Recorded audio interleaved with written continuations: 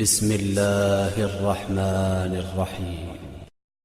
اللہ اکبر، کتنے بڑے گھرانے کے ماننے والے ہم۔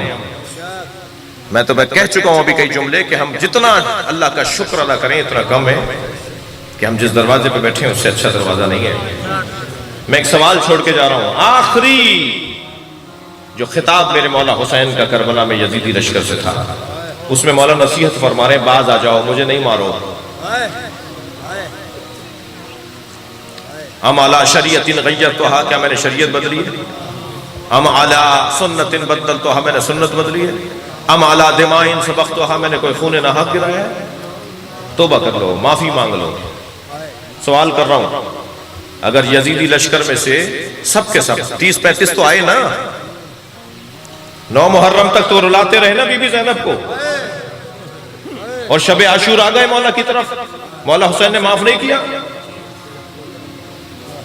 حر نے کیا کیا تھا؟ حر کو معاف کیا یا نہیں کیا؟ آخری خطاب حسین کر رہے ہیں۔ اگر اس مجمع میں سے سارا مجمع ایک تعداد کہتی ہے حسین ہمیں معاف کر دو، یہ تو حسین کے علی اکبر کو مار چکے، یہ عباس کو مار چکے، اب بھی اتنی قربانیوں کے بعد حسین مغفرت اور معافی کا موقع دے رہے ہیں۔ میں تو معاف کرنے کو تیار نہیں ہوں اپنے بھائی کو، میں تو اپنے عزیز سے درگزر کرنے کو تیار نہیں ہوں، میں ذاکرین اور علماء کے جھگڑے کو شدید کر رہا ہوں، اسے کم نہیں کر رہا، میں عیب ہی دیکھتا ہوں، مجھے کوئی خوبیاں نظر نہیں آتی۔ یہ ایک بہت بڑا پیغام ہے عزیزان گرامی کہ حسین ابن علی ہم سے کیا چاہتے ہیں۔ یہ منفی کردار، یہ منفی سوچنا، ایک دوسرے کے خلاف مازار آئی، اسے ہمیں ختم کرنا ہوگا۔ ہم متحمل نہیں ہیں سنی بھائیوں کی طرح دیوبندی اور بریلوی بننے کے، جیسے وہ تقسیم ہو گئے بریلویوں اور دیوبندیوں میں، وہ بھی اپنے آپ کو سنی کہتے ہیں، وہ بھی سنی کہتے ہیں۔ ہم متحمل نہیں، کوئی بھی متحمل نہیں ہے۔ خدا کے لیے ایک دوسرے سے پیار کیجئے، محبت کیجئے، مثبت چیزوں کو دیکھیے، منفی چیزوں کو نظر انداز کیجئے۔ 2 چیزوں نے حسین قتل کروایا ہے، ایک بغض علی، ایک حب دنیا۔ کوفے والے حب دنیا کے بیمار تھے، شام والے بغض علی کے بیمار تھے۔ الحمدللہ ہمارے ہاں بغض علی کی تو بیماری دور دور تک نہیں ہے، ہوگی بھی نہیں انشاءاللہ، مگر حب دنیا کی بیماری منڈلاتی رہتی ہے۔ جی کتنے افسوس کی بات ہے، دین کو کمرشل بنا دو، مجلسوں کو کاروبار بنا دو، امام بارگاہوں کو لین دین کا ذریعہ بنا دو، بہت افسوس کی بات ہے۔ مجھے نظر ثانی کرنا ہوگا اپنی بہت ساری چیزوں کو۔ پہلے مجلسوں میں جس انداز سے منت مرادیں پوری ہوتی تھی کہ آج بھی ایسی ہو رہی ہیں، پہلے مرمروں کا دور تھا، بتاشوں کا دور تھا، جی مونگ پھلیاں بڑھتی تھیں، آج مرغن غذائیں ہیں۔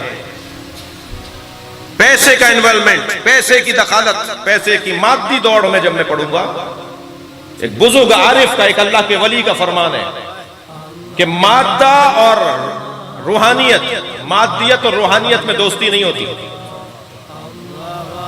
ایک مادی نعمت بڑھتی ہے تو 3 معنوی نعمتیں بھاگنے لگتی ہیں، ہم اس کے ساتھ نہیں رہ سکتے۔ جب جھونپڑیوں کا دور تھا، آج بنگلوں کا دور ہے،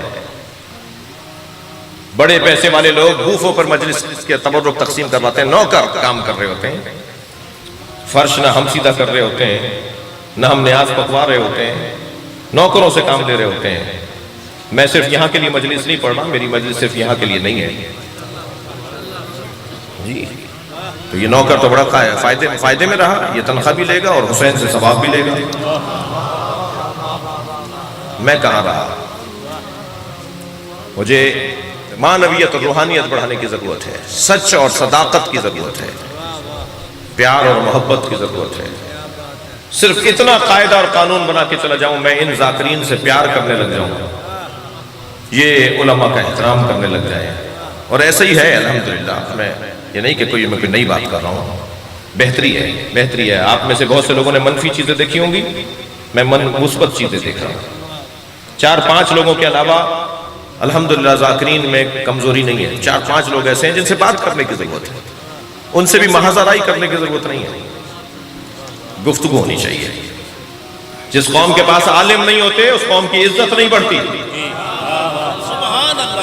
میرے مولا علی تو یہودی اور عیسائی عالموں کا احترام کر رہے ہیں، میں شیعہ عالم کا احترام کرنے کو تیار نہیں ہوں۔ مجھے تو ہندو پنڈت کا بھی احترام کرنا چاہیے، مجھے عیسائی پادری کا بھی احترام کرنا چاہیے، اس لیے کہ اگر عالم نہیں ہوگا تو بات کس سے ہوگی؟ قرآن تو منع کر رہا ہے اذا خاطبهم الجاہلون قالوا سلاما، جب تم سے کوئی جاہل بات کرے تو سلام کہہ کے گزر جاؤ، جواب نہیں دو۔ قرآن تو جاہل سے بات کرنے کی اجازت نہیں دے رہا، بات تو عالم سے ہوگی نا۔ اور اگر میری خواہش ہے کہ عالم مر جائیں، عالم ختم ہو جائیں، گلا گھوڑ دو ان کا، ختم کر دو عالموں کو، یہ کیسے ہوگا؟ اور یہ تشیع ایسے ہی نہیں پہنچی ہے یہاں تک، یہ ذاکرین اذان کا کام کرتے ہیں، علماء جماعت کا کام کرتے ہیں، یہ لوگوں کو جمع کرتے ہیں، صفوں میں منظم کرتے ہیں، پھر عالم کا کام ہے کہ آ کے رہنمائی کرے۔ توجہ کر لیا آپ نے؟ ہمارے پاس سب سے بڑی نعمت جس کا قیامت میں سوال ہوگا وہ نعمت عظمائے پروردگار محبت علی ہے۔ روکو انہیں، مجھے پوچھنا ہے میں نے انہیں محبت علی دی تھی، کہاں لگائی انہوں نے، کہاں خرچ کی انہوں نے، کیسے اپنی زندگیوں کو بہتر بنایا انہوں نے، اتنی بڑی نعمت کے بعد انہوں نے کیا حاصل کیا؟ یہ وہیں رہے یا آگے بڑھتے رہے؟ میرا ہر دن پچھلے دن سے بہتر ہونا چاہیے، میرا ہر دن پچھلے دن سے بہتر ہونا چاہیے۔ اگر آپ ہمارے لیٹسٹ ویڈیوز کے بارے میں جاننا چاہتے ہیں تو ہمارے چینل کو سبسکرائب کریں اور بیل آئیکن کو پریس کریں۔ شکریہ۔